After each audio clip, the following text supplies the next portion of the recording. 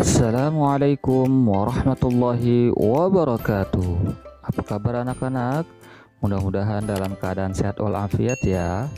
Kembali lagi kita belajar pendidikan agama Islam dari rumah.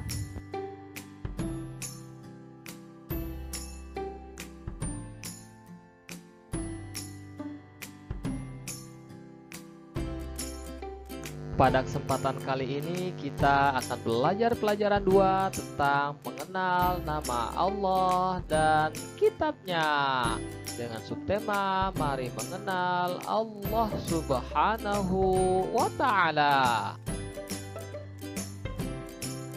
Baik anak-anakku sekalian, sebelum kita mulai belajar, jangan lupa berdoa terlebih dahulu ya, agar kita diberikan keberkahan dan kemudahan dalam menerima ilmu. Berdoa dimulai. Bismillahirrahmanirrahim. Raditu billahi rabba wa bil islami dina wa bi Muhammadin nabiyya wa rasula. Rabbi zidni ilma warzuqni fahma. Amin. Baik anak-anakku yang saleh dan salihah, Allah Subhanahu wa Ta'ala memiliki 99 nama. Pada pelajaran ini yang akan dikemukakan hanyalah 4 al-asmaul husna, yaitu al-mumit, al-hayyu, al-qayyum, dan al-ahad. Baik anak-anakku yang salih dan salihah, mari mengenal Allah Subhanahu wa Ta'ala. Yang pertama, mengenal Allah Subhanahu wa Ta'ala melalui al-asmaul husna. Sudah menjadi kebiasaan apabila kita ingin mengenal sesuatu, misalnya mengenali orang, hewan, tumbuhan, dan benda alam lainnya, yang pertama ditanyakan adalah namanya. Melalui nama itu kita mengenal sesuatu. Demikian juga halnya Tuhan. Siapakah Tuhan? Agama Islam menyebutnya Allah Subhanahu wa Ta'ala. Untuk mengenal lebih jauh siapa Allah Subhanahu wa Ta'ala, jawabannya ada pada al-asmaul husna. Oleh karena itu, Allah Subhanahu wa Ta'ala mewahyukan namanya kepada manusia melalui kitab suci Al-Qur'an. Di sana disebutkan nama-nama Allah Subhanahu wa Ta'ala sebanyak 99 nama atau disebut dengan Al-Asmaul Husna, yaitu nama-nama yang baik dan indah. Adapun pelajaran Al-Asmaul Husna di kelas 5 ini dibatasi hanya 4 Al-Asmaul Husna, yaitu Al-Mumit, Al-Hayyu, Al-Qayyum, dan Al-Ahad. Uraiannya sebagai berikut. Yang pertama, Al-Mumit mengandung arti yang maha mematikan. Allah Subhanahu wa Ta'ala telah berfirman, setiap yang bernyawa pasti mati. Oleh karena itu, kematian tidak dapat dihindari manusia. Kematian bukanlah sesuatu yang ditakuti, akan tetapi kematian adalah tangga menuju kebahagiaan abadi. Baik anak-anakku yang salih dan salihah, yang kedua Al-Hayyu atau yang maha hidup, mengandung arti bahwa Allah Subhanahu wa Ta'ala hidup kekal selamanya dan yang memberi hidup makhluknya. Hidup atau mati ada di dalam kekuasaan Allah Subhanahu wa Ta'ala. Contoh, berapa banyak orang yang sedang mengalami sakit berat tapi Allah masih berkehendak memberikan kesempatan untuk hidup. Sebaliknya, sering kita melihat orang tidak sakit, kondisi dalam keadaan sehat walafiat, tiba-tiba saja terdengar sudah meninggal dunia. Penyebabnya bermacam-macam. Ada yang sakit jantung, terjatuh, tabrakan, atau tertabrak, tenggelam, tertembak, dan sebagainya. Berdoalah kepada Allah Subhanahu wa Ta'ala. Ya Allah, ya Hayyu, wahai Tuhan yang Maha Hidup, hidupilah kami dalam keselamatan dan kemanfaatan. Oke, selanjutnya yang ketiga, Al-Qayyum atau yang maha berdiri atau mandiri. Mengandung arti Allah Subhanahu wa Ta'ala itu berdiri sendiri untuk selama-lamanya. Allah Subhanahu wa Ta'ala memberikan pendidikan kepada manusia supaya hidup tidak selalu bergantung kepada orang lain. Oke, selanjutnya yang keempat, Al-Ahad atau yang Maha Esa.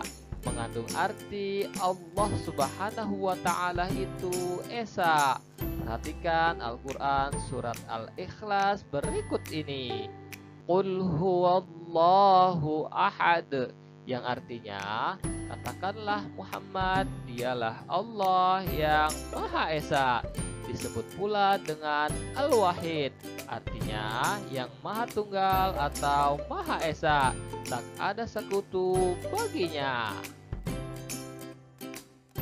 Baik anak-anakku yang salih dan salihah, yuk kita nyanyi bersama-sama. Judulnya Allah Subhanahu wa Ta'ala Maha Esa, dengan irama lagu Nenek moyangku seorang pelaut. Bisa ya? Kita coba ya. Sudah siap? 1, 2, 3. Allah itu Esa, tidak berayah. Allah itu satu, tidak beribu, yang menciptakan alam semesta dan tidak ada menyamainya. Allah itu Esa, tidak berayah. Allah itu satu, tidak beribu, yang menciptakan alam semesta dan tidak ada menyamainya.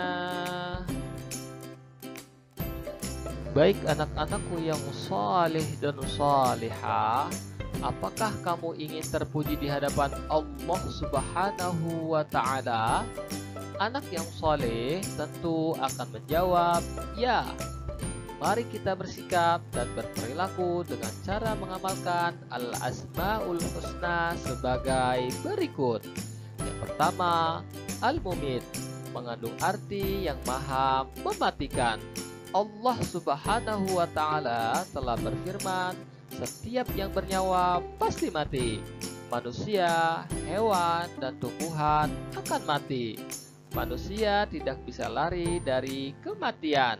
Kematian bukanlah sesuatu yang ditakuti, akan tetapi kematian adalah tangga menuju kebahagiaan abadi. Bila kita ingin bahagia, maka kita ikuti perintah Allah Subhanahu wa Ta'ala dan Rasul-Nya.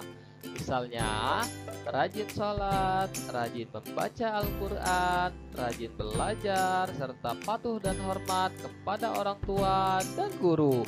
Kemudian, jauhi yang dilarang oleh Allah Subhanahu wa Ta'ala dan Rasul-Nya.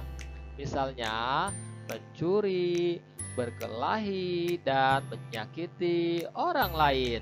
Selain itu, biasakan berdoa kepada Allah Subhanahu wa Ta'ala. Ya Allah, ya Mumit, wahai Tuhan yang maha mematikan, matikanlah kami nanti dalam keadaan husnul khotimah. Amin. Oke, selanjutnya yang kedua, Al-Hayyu atau yang maha hidup.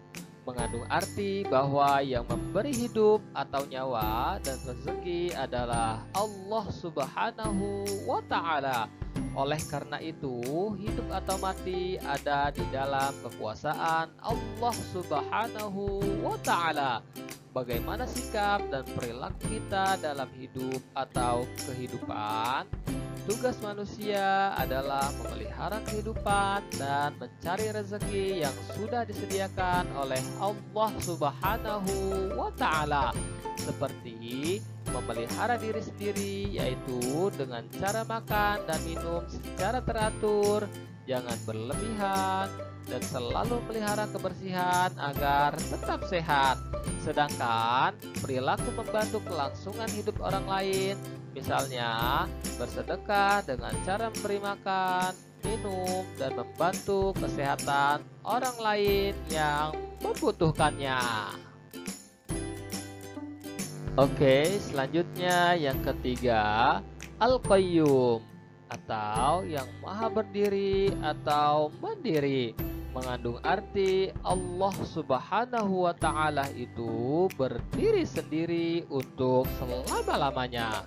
Allah Subhanahu wa Ta'ala memberikan pendidikan kepada manusia supaya hidup tidak selalu bergantung kepada orang lain. Hidup harus punya semangat mandiri dalam segala situasi dan kondisi.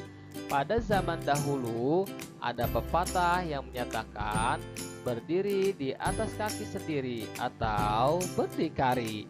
Bagi siswa kelas 5, bila di rumah harus sudah dapat melakukan sendiri hal-hal tertentu. Misalnya, merapikan tempat tidur, menyiapkan peralatan sekolah, mencari sendiri pakaian sekolah, mengambil sendiri sarapan atau makanan untuk berangkat sekolah, dan sebagainya. Berdoalah kepada Allah Subhanahu wa Ta'ala, Ya Allah, Ya Qayyum, wahai Tuhan yang maha berdiri sendiri atau mandiri, jadikanlah hidup kami tidak selalu bergantung kepada orang lain.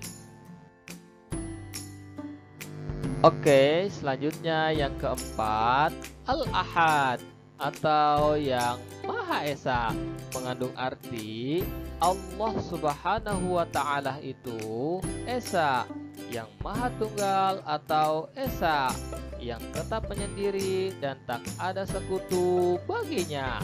Allah Subhanahu wa Ta'ala mandiri, tidak membutuhkan yang lainnya. Sifat ini memberi pelajaran kepada kita agar selalu mandiri, tidak selalu bergantung kepada orang lain. Misalnya, mandi, makan, berpakaian, mengerjakan PR, menyusun dan merapikan buku pelajaran di rumah dan sekolah. Kemudian berdoa sendiri, Ya Allah, Kaulah Tuhan satu-satunya, tiada sekutu bagimu. Engkau tempat meminta, jadikanlah aku dapat hidup mandiri. Amin. Oke, cukup sekian pembelajaran pada pertemuan kali ini. Mudah-mudahan apa yang kita telah pelajari bermanfaat untuk kita semua. Jangan lupa di subscribe ya. Sekian dan terima kasih. Assalamualaikum warahmatullahi wabarakatuh.